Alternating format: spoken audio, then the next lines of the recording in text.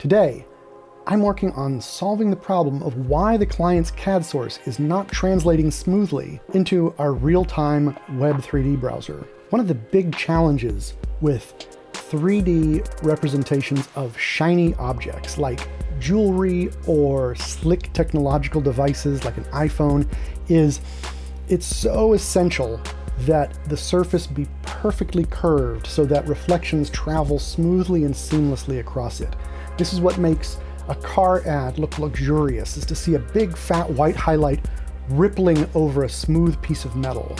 And in 3D, because everything gets broken down into triangles, the number and layout of those triangles has to be absolutely perfect to make sure that we don't see triangles in the reflections or weird discontinuities or even worse, strange spikes.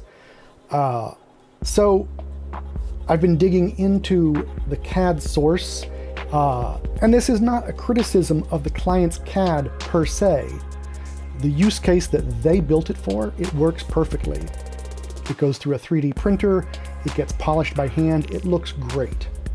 But when we're creating a 3D derivative of that CAD, we really need all those triangles lined up smoothly. So we're working to figure out some solutions to clean that up, to look clean and smooth without spending tons of time rebuilding it. Make sure that this client's product looks great when it goes into 3D.